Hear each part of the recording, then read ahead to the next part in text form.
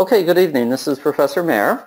This is our third chat session, and in this third chat session we are going to be covering the second part of the stockholder equity section. And we stopped last time specifically talking about treasury stock. I want to go through that just a little bit more sort of as a beginning point. And there's some very specific things that we need to go through in relationship to our class, and a lot of good information. You do have the homework assignment. There's just a single homework assignment for both of these sessions. It's going to be due at our next chat session. Treasury stock. So the issue becomes related to treasury stock. This is where we are buying back our own stock. We're buying back this own stock for a lot of different reasons, one of which is we may want to retire the stock, or we may be using it for other strategies. We're not necessarily going to talk about all these strategies, but we need to understand that when we're buying back treasury stock, we are buying outstanding shares, and once these outstanding shares are in our possession, they're no longer outstanding. So one of the first points that we want to make is in regards to treasury stock. Treasury stock is a reduction in the outstanding shares. So we need to make the distinction between outstanding shares and issued shares. Issued shares are the shares that we have issued, the shares that have gone out into the public. The outstanding shares are these ones, issued shares less any treasury stock that we have. And we're assuming it's treasury stock and not retired stock. We'll talk about retired stock, but the idea is that when we have treasury stock, it is a line item on our balance sheet. This line item on our balance sheet essentially remains there until we actually either reissue the stock or we retire the stock. I'll just point this out here is you notice that we have the normal paid-in capital in excess of par. The other line item that is kind of interesting is we have paid-in capital share repurchased. So this basically means that we actually bought the treasury stock, resold this basically at a profit. So what we see here is a comparison of the retirement of the stock as compared to simply purchasing treasury stock. In this case, our common stock on our books is $10. $1 par value stock, paid in capital in excess of par, $9. We bought this stock as treasury stock for $7. If we simply buy treasury stock, we have a debit account treasury stock that stays in the equity section, and we paid cash for this. If we buy this stock to retire it, notice what's taking place in the top transaction. We debit the common stock and paid in capital, we credit cash, and the difference is going to go to the paid in capital share repurchase, which is the difference. In this case, we simply made money on the transaction. However, this is not considered profit. This is simply an increase in the paid in capital account. Now, let's continue this with what's taking place next. Let's consider the next transaction. In the next transaction, what we've done is that we've repurchased the shares at $13 a share. We still have our $10 value of the common stock, so we're going to remove this in the retirement. Notice the next two transactions is paid in capital share repurchase is debited. The point we want to make here is that we maintain the profit based upon the retirement in the equity section. Once we have extinguished that, which is what you see here, then any difference is going to go to a reduction in retained earnings. So we don't think about profit and losses in relationship to retirement stock. However, if you kind of visualize it as a profit and a loss, any profit that we make in the retirement stays in equity as paid in capital. This stays there until it's depleted, and then any losses go to retained earnings. The losses or the difference, the negative difference in the repurchase doesn't go through the income statement, but is reported directly on the retained earnings. If we buy treasury stock, we simply hold the treasury stock in this account, awaiting further decisions related to this. Purchase of treasury stock is viewed as a temporary reduction in stockholder equity. The cost of acquiring the stock is temporarily debited to treasury stock. Shares are considered to be issued but not outstanding. So that's the issue. So that's the point that we want to make, is that when we issue stock, we've sold stock, it's issued. But outstanding essentially is, if we have a gain, that gain is going to go to the paid-in capital account. Once that gain goes away, the losses go to retained earnings, but the gain stays in equity. So that's the point, is that we want to make the point is that the losses related to if we either retire the stock or we resell it, if any money that we've lost that is going to go to a debit to retained earnings, so we're going to reduce retained earnings. But if we actually make money off of it, then what this means is that we're going to essentially keep this as an additional paid-in capital line item. Capital share price, any net loss is a reduction in retained earnings, and this is kind of our point here. And you notice it says any net loss. So when we say net loss, is that not the individual loss in terms of selling the treasury stock or retiring it. We're not talking about that. What we're talking about is we can sustain gains in the paid-in capital share repurchase, but once that gets to zero, then any additional sales that result in losses are going to be a reduction in retained earnings. American Semiconductor balance sheet includes the following information: stockholder equity, common stock, paid-in capital share repurchase, and retained earnings. So in this case, we are retiring some stock. So we're retiring some stock, and what we are ultimately going to do is the retired stock results in a loss, and the loss then is a reduction in retained earnings.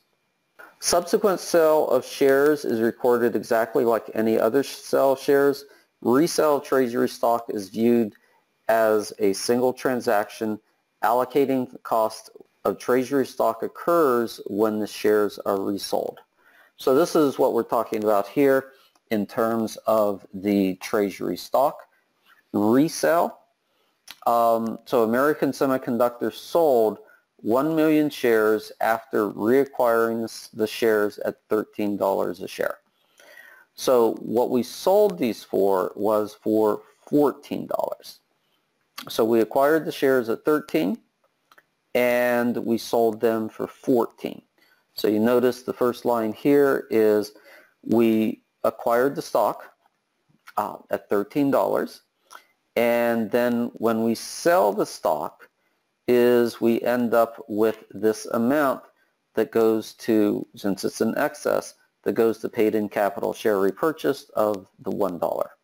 Sold 1 million shares after reacquiring these at $13, and in this case what's going to happen is we drop the paid-in capital to zero, and then any additional losses are going to go to the retained earnings. So the question here is, in 2015, Broyles reacquired 3,000 shares of common stock at $50 per share. In 2016, Broyle reissued 1,000 of these shares at $75 per share. Which of the following would be included in the 2016 entry? So we reissued 1,000 shares for $75 in cash. So that's a simple calculation. And what are some of the things that we're going to see? Well, if you go down here, what you'll see is the only one that works here is the credit for $55,000. But you notice the credit for $55,000 is going to go to treasury stock because we're closing out the treasury stock. The debit is going to go to cash. It's going to be $75,000, and then the difference is going to go to this paid-in capital account for shares reissued of the $20,000, and that's going to be the credit account. Paid-in capital share repurchase is the $20,000. So what we're looking at here, the balance sheet of Chun Industries includes the following shareholder information: common stock, 90,000 or 90 million shares, $90 paid in capital in excess of par, and retained earnings $280,000. On January 5th, 2017, Chun purchased and retired 1 million shares for $9 million. Okay, 1 million shares for $9 million. So the idea is so the question becomes, is immediately after the purchase of the shares, the balance in the paid-in capital in excess of par and retained earnings are, and we go through this, is what we're going to see is retained earnings drops by $2 million, and the paid-in capital in excess of par goes down by $6 million. So we're retiring it. So the idea is that we're retiring it and we have a loss, and this loss is going to go to retained earnings. So in this case, common stock is $1 million, paid-in capital in excess of par is $6. So the idea is that it's $7 in terms of what our original cost was. We paid $9 in cash to get this, we retired it, and the difference is going to go to retained earnings. Characteristics of retained earnings. Retained earnings represents a corporation's accumulated distributed net income or loss. A more descriptive title would be reinvested earnings. A retained earnings, if it's a credit balance, it means that we have undistributed net income. Now when we say undistributed net income, essentially when the corporation starts, retained earnings starts as zero. As we accumulate net income, retained earnings, the credit balance increases. So retained earnings has a, if it's positive, it's going to be a credit balance. Net income increases it, dividends decrease it. If we have a net loss, we're not really going to call this retained earnings because we have no retained earnings, but it's going to be a debit balance. And if you see it on the balance sheet, it's going to be called something like the accumulated deficit, something to this effect, that indicates that we have an accumulated deficit within the corporation, which is kind of interesting. You'd be surprised how many corporations maintain an accumulated deficit in their accounts as opposed to retained earnings. Let's talk about dividends. Dividends are the distribution of assets of the company. If these are paid based upon earnings, they're dividends. Liquidating dividends are when we are paying more than what we actually have in retained earnings. In this case, we are liquidating the corporation, and these dividends essentially represent a distribution of the equity of the organization. Now, one of the things that becomes very important, shareholders will many times question why we have retained earnings. They're saying, hey, listen, I want these retained earnings. They belong to me. Pay me a dividend. The issue becomes is that there's very good reasons why we don't want to distribute retained earnings. Especially in a growth company, we're considering these retained earnings to be an important part of the growth of the organization. One of the things that a corporation may do is restrict these retained earnings. This designates these retained earnings as being unavailable for dividends. Intention to withhold assets represented by a specific portion of retained earnings balance. We indicate this by a disclosure note to the financial statements.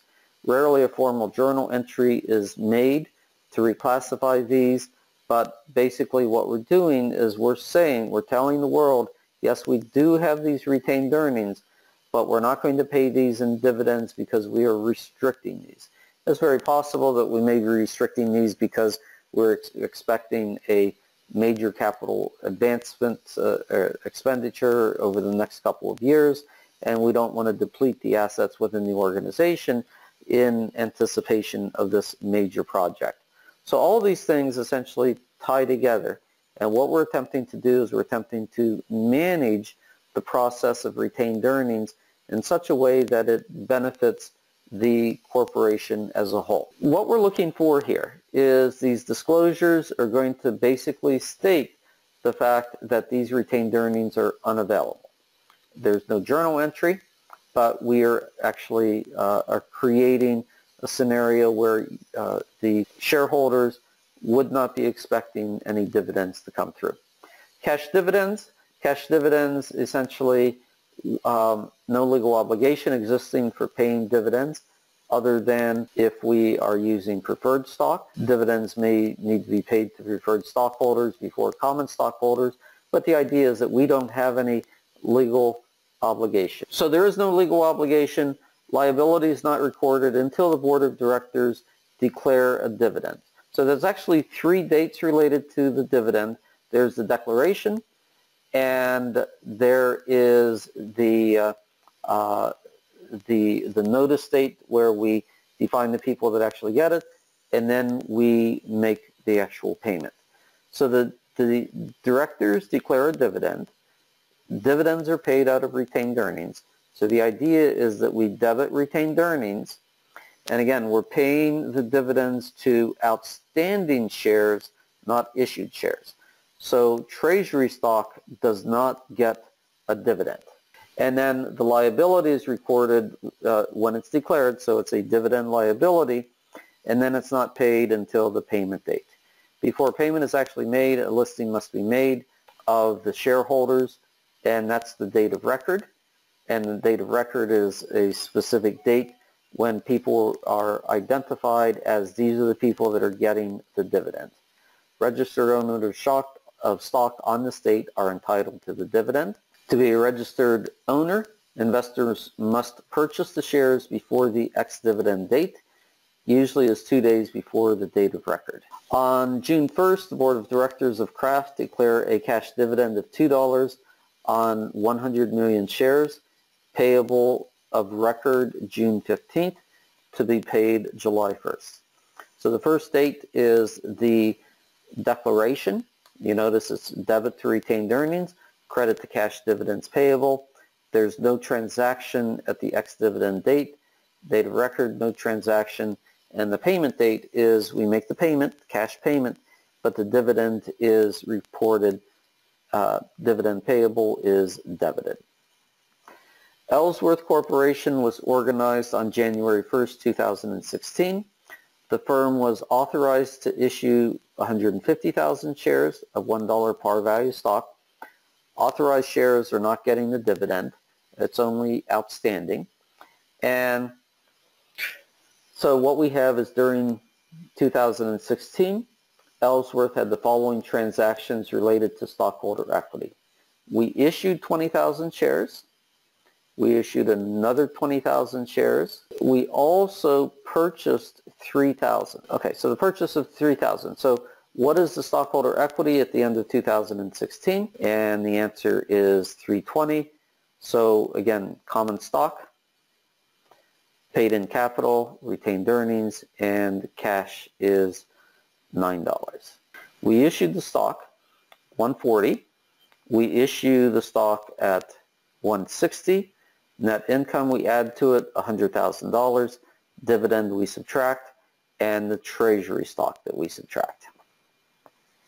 Property dividends. So this actually is what we were talking about in the discussion based upon the student's comment. These are non-cash assets distributed to shareholders as dividend, often called dividends in kind or non-reciprocal transfers to owners. Securities held as investments are assets most often distributed, should be recorded at fair value. So we're recording this at fair value because the dividend is paid at fair value. So marking the fair value is we're marking this to fair value, and then we have these gains that we need to contend with. So on October 1st, the Board of Directors of Kraft declare a property dividend of 2 million shares of Beanman Company's preferred stock that Kraft had purchased in March as an investment. Book value $9 million. The investment have a fair value of $10 million and are payable to shareholders on October 15th to be distributed November 1st. Okay, so you notice here that we have a gain of $1 million because the idea is that we're going to pay that dividend at the fair value mark. The investment is increased $1 million. $2 million at $10 million. So the first piece of it is what we're doing is we are increasing the investment account, and then what we're doing is we're doing the payable. Okay, so let me go back here and just make sure that we see this here. So the idea is that we declare a property dividend, 2 million shares of Beekman Kraft. Okay, shares have a fair value of $5 per share, $10 million, and are payable to shareholders of record of October 15th to be distributed. So the first piece of it is that we are increasing the value of the stock, and the next piece of it is that we are paying this dividend based upon fair value. On October 1st, the Board of Directors declared a property dividend, and so this is the same thing here. So what we're looking at is on October 1st is we increase the investment account, we have the gain on appreciation, and we're making the property dividend right here. Okay, so this is the appropriate transaction for October 1st. There's no date of record, and then finally the dividend is paid, and we are removing the investment of $10 million. We're making the payment. Dividends, stock dividends.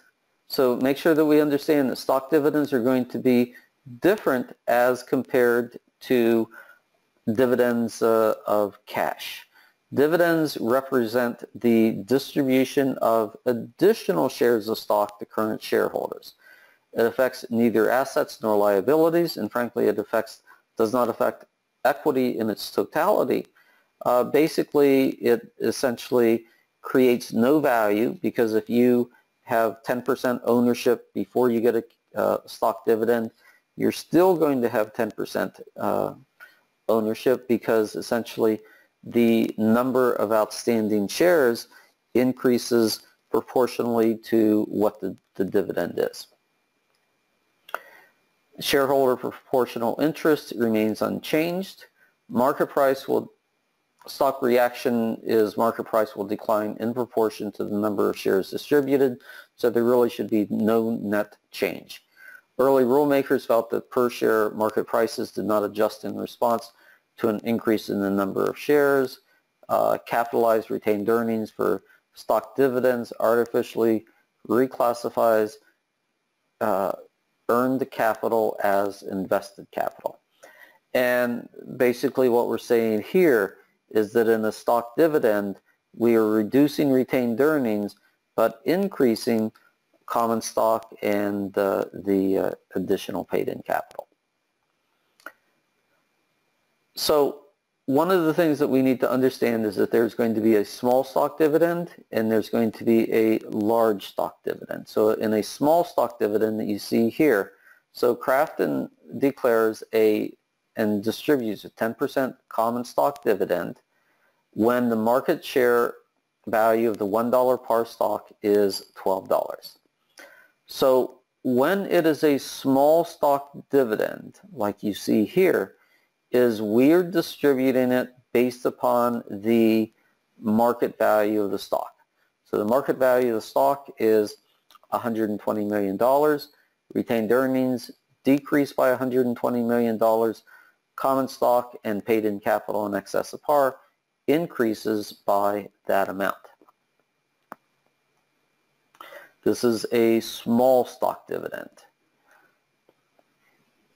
Companies try to give shareholders the illusion that they are receiving a real dividend merely to enable the corporation to take advantage of the accepted accounting practice for capitalizing retained earnings.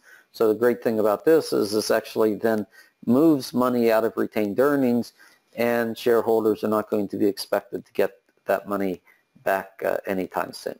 Stock splits is to induce the per share price market decline that follows. Okay, so the idea is stock splits are essentially used as the price of the stock increases. What many times will happen is the company will say, you know what, we would like to keep our stock price in the range of $50 a share. The feeling is that once it gets beyond $100 a share, there's going to be fewer people that are going to be interested in the stock. Therefore, they want to keep the price lower. Well, what we're interested in doing here is essentially doing basically a 100% stock dividend. So in a 100% stock dividend, and it could be a 2-for-1 dividend, it could be a 3-for-1 dividend, it actually could be a reverse dividend where you get, if the company is interested in increasing the value of the stock, is they will do a reverse stock split. But in this case, after a company declares a 100% stock dividend on 100 million shares with a per share price of $12, then it has 2 million shares, each with approximately a market value of $6. And if the par value, excuse me, sorry about that, I had to sneeze.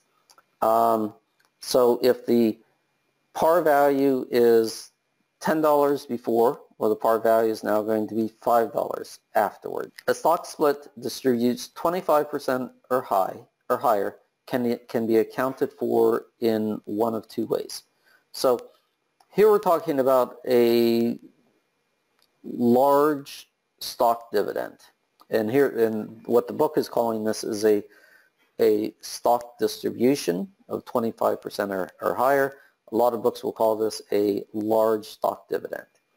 Usually with a large stock dividend is what's going to take place is in a stock split, there is no journal entry. You're simply just reducing the par value of the stock.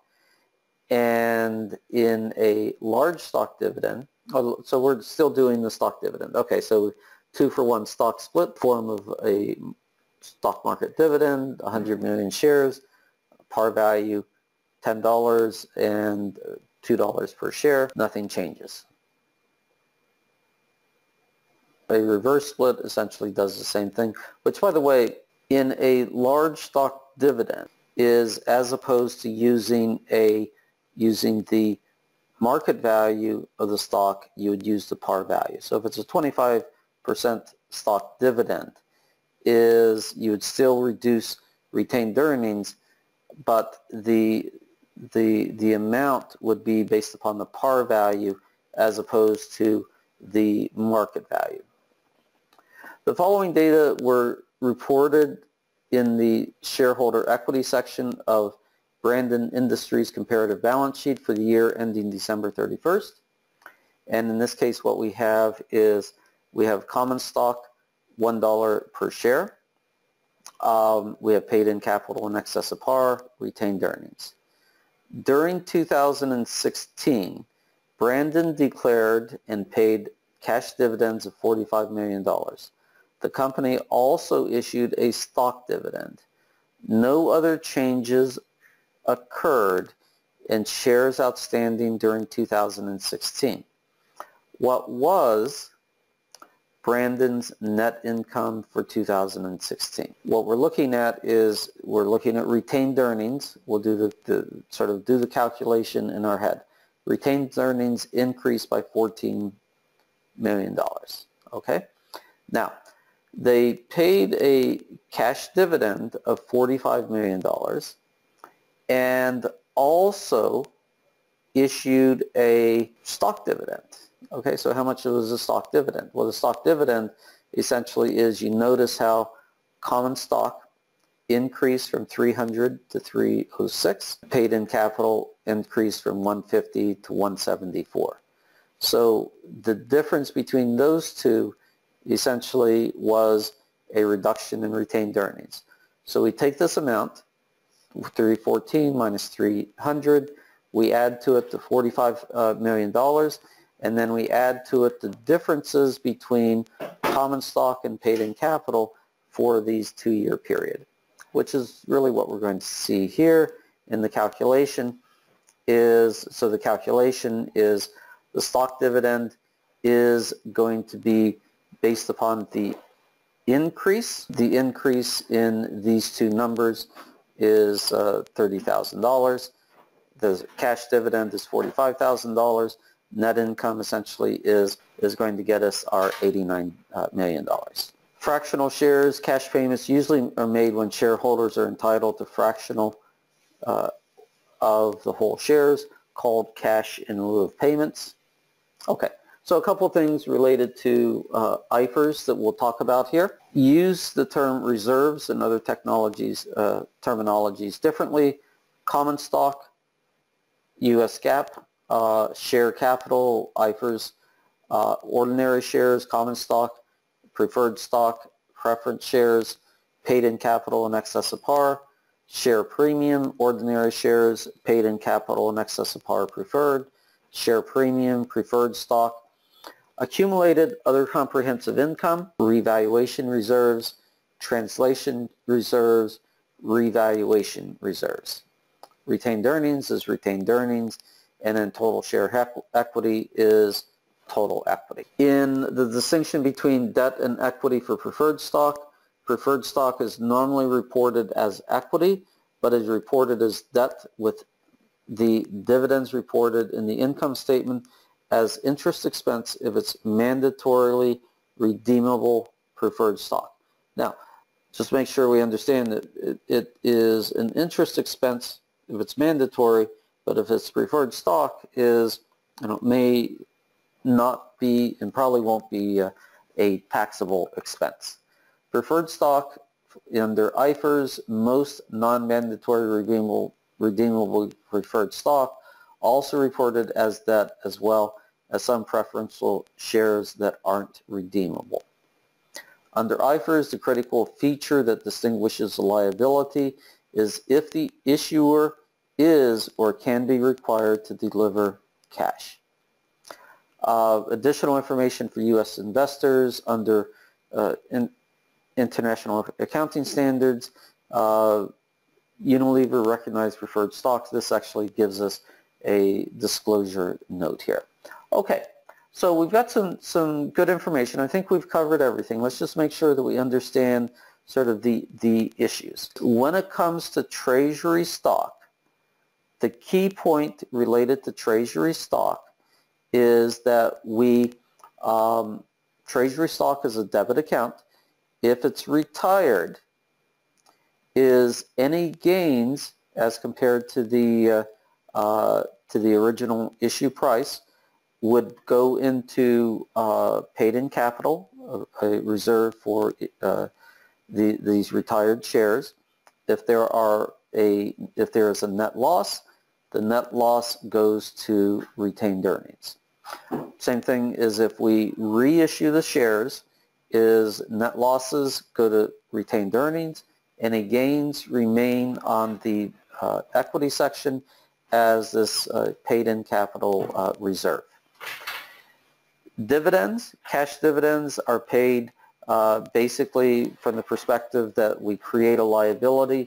When the liability is established at the board of directors. Once the board of directors declares the dividend, we have the liability. The date of record, there are no entries, but this essentially defines who's going to get the dividend. And then finally, when it's paid, cash is paid, and the dividend is essentially, the dividend payable is debited.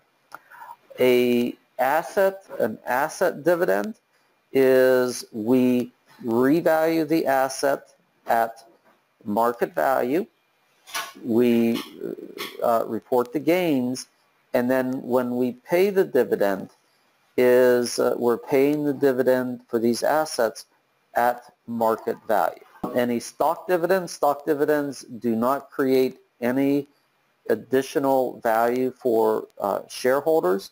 The one good thing is that it actually takes the dividends out of retained earnings and moves it over to our contributed capital function. In these dividends, if it's a small stock dividend below 20 to 25%, it's going to be reported at the market value. So we're going to debit retained earnings at the market value and credit common stock and additional paid-in capital to mimic the market value. If it's a large stock dividend, greater than 25%, we're going to use the par value. If it is a stock split, there are no journal entries. So I thank everyone for their time and attention. Everyone have a wonderful evening, and we will do this again in 2 weeks, okay? So thank you very much.